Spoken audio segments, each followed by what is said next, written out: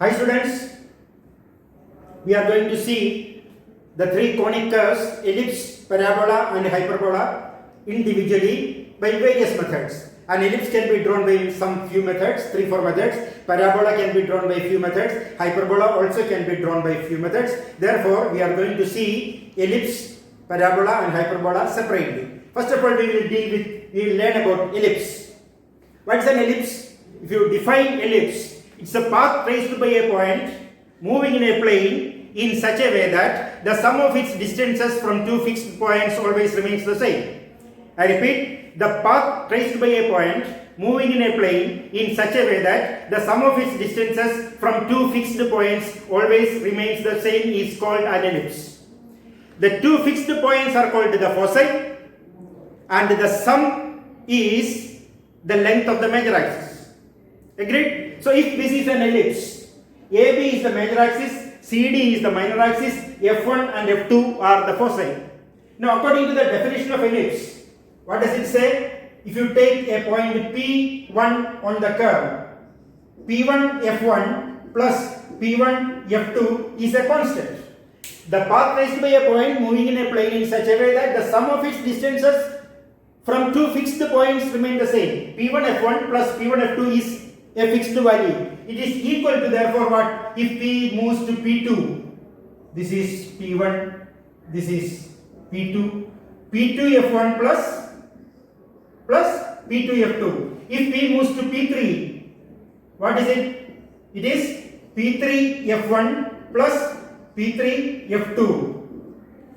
Agreed? If you consider, instead of P, if you consider C, P at C, if P is at C, what happens? This is equal to CF1 plus CF2 equal to a constant C. What is that constant C? Constant C is the length of the major axis AB. Agreed? The constant is nothing but the length of the major axis equal to AB. So, you can say CF1 is equal to CF2 equal to AB by 2 equal to AO. What is AO? AO is half of the major axis which you call as the semi-major axis. Agreed? Okay. Now, you know what all things? AB is called the major axis of the ellipse. AB is called the major axis of the ellipse. CD is called the minor axis of the ellipse. F1 and F2 are called the foci. Agreed? If you take any point on the ellipse, the distance of that point to F1 plus distance of the point to F2 is the length of the major axis. Agreed? Now, an ellipse can be drawn mainly from our subject point of view, mainly by three methods. One is called concentric circle method.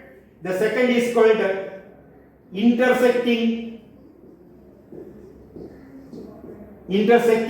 arc method, that is called the foci method, also called the foci method. The third is called rectangle method, that is also called oblong method. Agreed? Now we are going to see these curves, ellipse, by these three methods. We will take the same question and do them using these three methods. Okay? Thank you.